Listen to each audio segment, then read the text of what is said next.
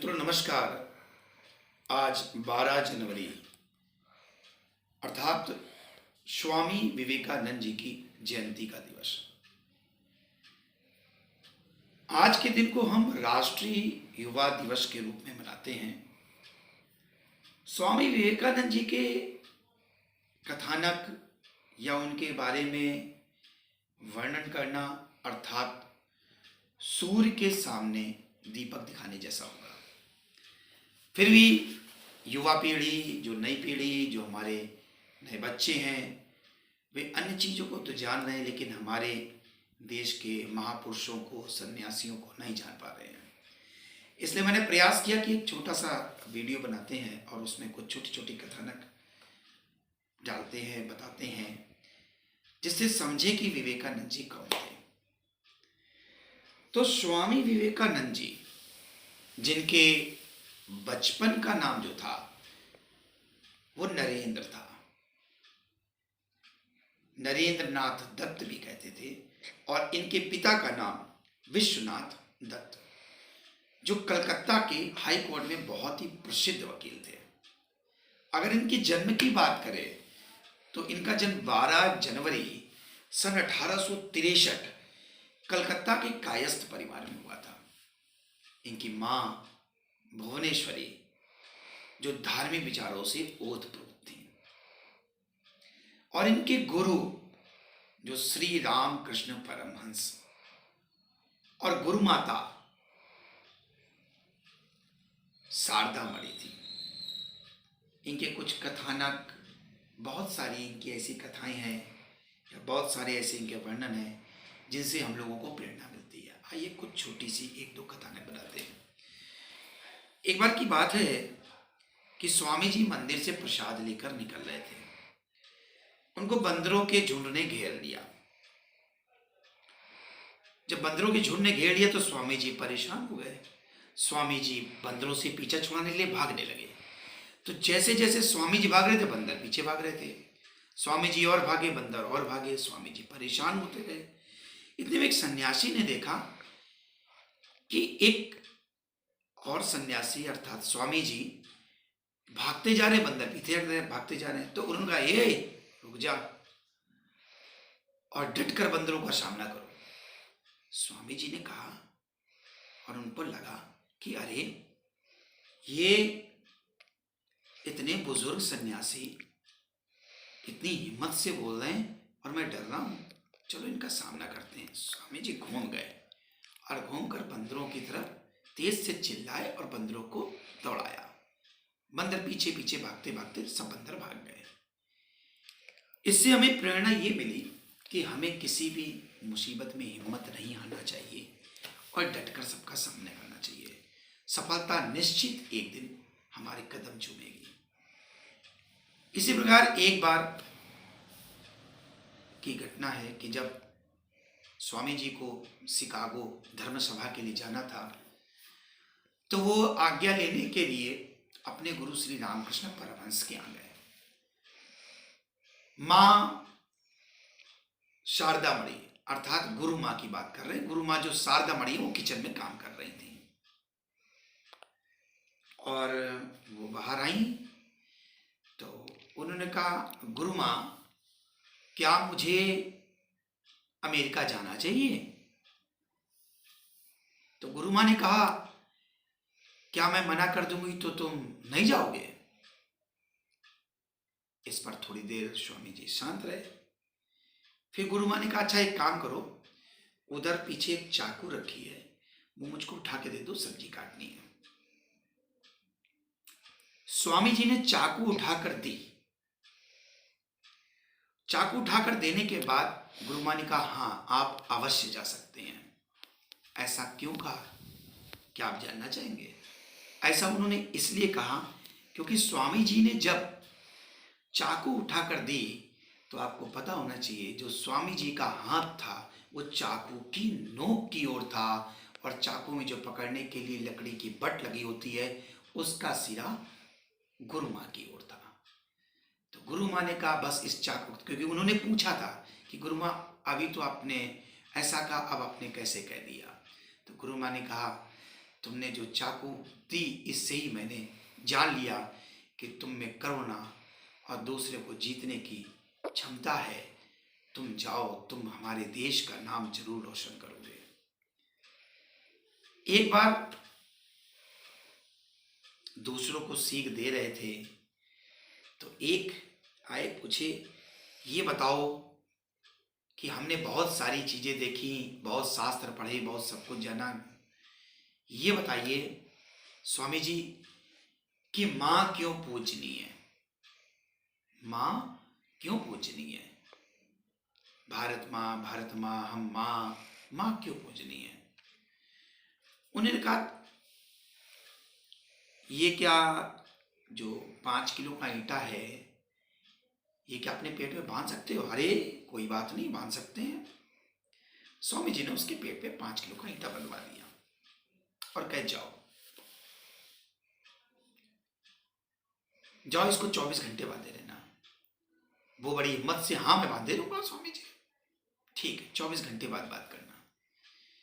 घंटे आध घंटे में वो लौटता हुआ आया और कहता है, स्वामी जी मुझे बहुत दर्द हो रहा है, मैं इसको सहन नहीं कर सकता। स्वामी जी ने कहा, क्यों? इस 5 किलो का ईंटा का वजन तुम घंटे मात्र नहीं सह पाए, 1-1.5 घंटे में हिम्मत हार गए। और जो माँ होती है वो 9 माह किस प्रकार से पेट में हमको रखती है, किस प्रकार से हमारा पालन करती है, पोषण करती है, इसलिए माँ पूजनीय है। एक बार की बात है, एक विदेशी महिला ने कहा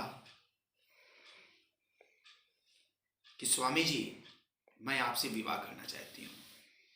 मैं आपसे विवाह इसलिए करना चाहती हूँ जिससे आपके समान तेजस्वी पुत्र की मुझे प्राप्ति हो।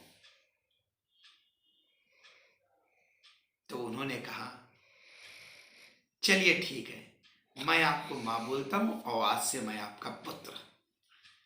उनकी इन भावनाओं को देखकर वो विदेशी महिला उनके पैरों में पड़ गई और उनकी अनुयायी हो गई।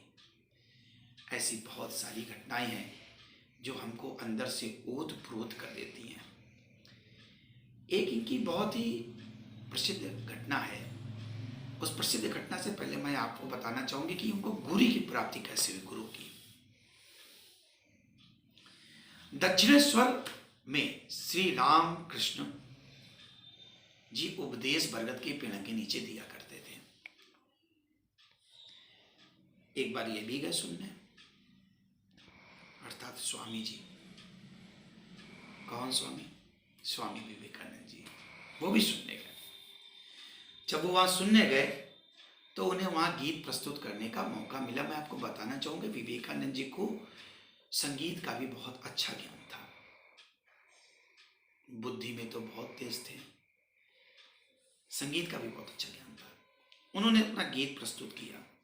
जब वो गीत गा रहे थे तो श्री रामकृष्ण परमहंस जी अपने आसन से उठकर उनके सम्मुख जाकर बैठ गया और गीत जैसे ही खत्म हुआ उनके हाथों से वीणा लेकर नीचे रख दी और उनका हाथ पकड़ के बाहर की ओर लेकर चले गए। सब अंदर बैठे, जो उनके स्वामी जी के मित्र और जो साथी थे सब बैठे, सब सोचे क्या हुआ, और जाकर उनका हाथ पकड़कर रोने लगे। कहते, मुझे जिसकी चाह थी आज मुझे वो दे दिया, क्या तुम यहां आया करोगे? तो कहे, हाँ मैं आऊंगा।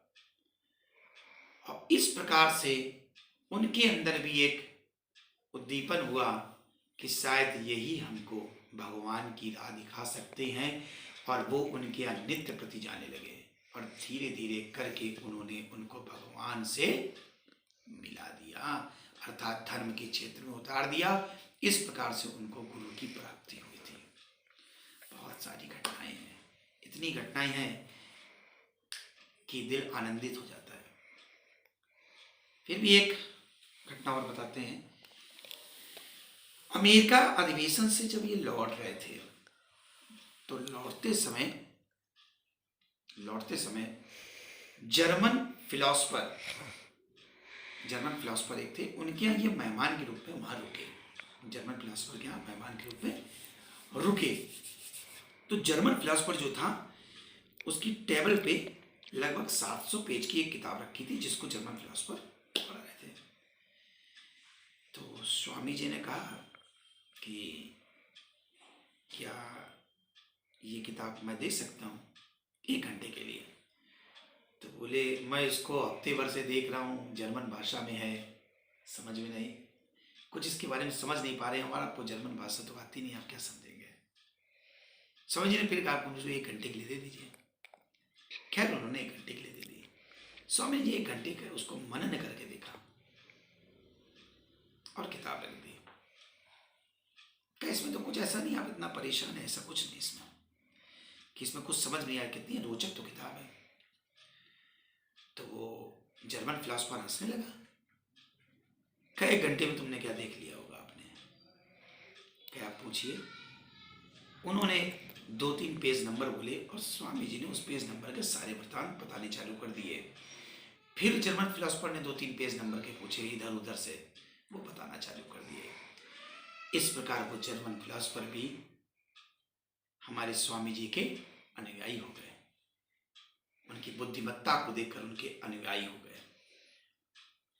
एक इनकी बहुत प्रसिद्ध घटना है, संयुक्त राष्ट्र अमेरिका के शिकागो की प्रसिद्ध घटना। ये मात्र 30 वर्ष की अवस्था के थे। 30 वर्ष की अवस्था थे और 30 वर्ष की अवस्था में ये शिकागो गए। और शिकागो में जाकर, शिकागो जब ये निकले थे और जब शिकागो में जाकर ये उतरे थे, तब 31 जुलाई सन 1893 में ये पहुंचे थे। और जो अधिवेशन होना था वो 11 सितंबर 1893 को होना था। यानी कि जुलाई के बाद अगस्त और सितंबर, यानी कि अगस्त का पूरा महीना और सितंबर के शेष दिन, इतने दिन वहां पर रहना था उन्हें, खाना था, पीना था। और पैसों की कमी के कारण, पैसे बहुत नहीं थे, इन्हें वहां पर भूख, सर्दी, बहुत कुछ सहना पड़ा। लोग इनके पहनावे के कारण, क्योंकि इनका पहनावा अलग था, पहनावे के कारण इनको कई बार इनके ऊपर हमला भी हुआ। बचते बचाते कैसे 11 सितंबर 1893 का जब दिन आया, अर्थात अधिवेशन का जब दिन आया, धर्म सभा का जब दिन आया, तो संबोधित करने का आया, तो लगभग 6000 वहां के गणमान्य लोग जो बैठे थे और मंच पे जो लोग बैठे थे धर्म सभा के, उसमें भारत के से प्रतिनिधित्व करने के लिए हमारे स्वामी जी भी बैठे थे। जैसे ही हमारे स्वामी जी अंदर से सोच रहे थे, क्योंकि सब लोग तो अपने लिए लिख लिख के लाए थे। स्वामी जी तो सब तो लिख लिख के लाए, हम तो कुछ लिख के लाए नहीं, मैं क्या बोलूंगा। स्वामी जी का नंबर आया। स्वामी जी ने जाकर पहला ही वर्ड बोला, sisters and brothers of America. बस इतना बोला। लगभग 2 मिनट तक लगातार तालियां तालियां तालियां तालियां तालियां। लोगों के भाषण में जब भाषण चालू हुआ, खत्म हुआ, तब ताली हुई। तो केवल उन्होंने sisters and brothers of America इतना ही बोला था और 2 मिनट तक तालियां कर रहा है। फिर उन्होंने भारत दर्शन की वो सारी चीजें, अध्यात्म की सारी चीजें, भारत की सारी चीजों के बारे में उन्होंने वर्णन किया। और फिर जब अगले दिन न्यूज़पेपर आता है, तो सारे न्यूज़पेपर में उनका बड़ा बड़ा वर्णन की। धर्म सभा में सबसे अच्छा स्वामी विवेकानंद जी का सफल भाषण रहा और अलग अलग पेपरों में अलग अलग तरीके की सुर्खियां निकली। स्वामी विवेकानंद जी फिर जब वापस आए हैं, तो जब शिप से नीचे उतरे, तो लोग स्वामी जी का स्वागत करने के लिए खड़े थे। और जब स्वामी जी शिप से नीचे उतरे, तो जमीन पर लौटने लगे। तो लोग सोचे स्वामी जी पागल हो गए, स्वामी जी को क्या हो गया, स्वामी जी तो पागल हो गए। फिर लोगों ने पूछा, जब स्वामी जी खड़े हुए फिर थोड़ी देर बाद लोगों से मिले, तो लोगों ने सोचा स्वामी जी क्या हो गया आपको? क्या कुछ नहीं, मैं अपनी माँ से बहुत दूर था, तो मैं अपनी मातृभूमि माँ से मिल रहा था। आप बताइए सब लोग के क्या हालचाल। इस प्रकार करके हमारे स्वामी जी का जीवन था। स्वामी जी मात्र 39 वर्ष की अवस्था में उन्होंने अपने शरीर को त्याग दिया, और त्यागने के उपरांत हम उनके हर साल जयंती को राष्ट्रीय युवा दिवस के रूप में मनाते हैं। बहुत बहुत धन्यवाद आप सभी को। राष्ट्रीय युवा दिवस की बहुत बहुत बहुत शुभकामनाएं।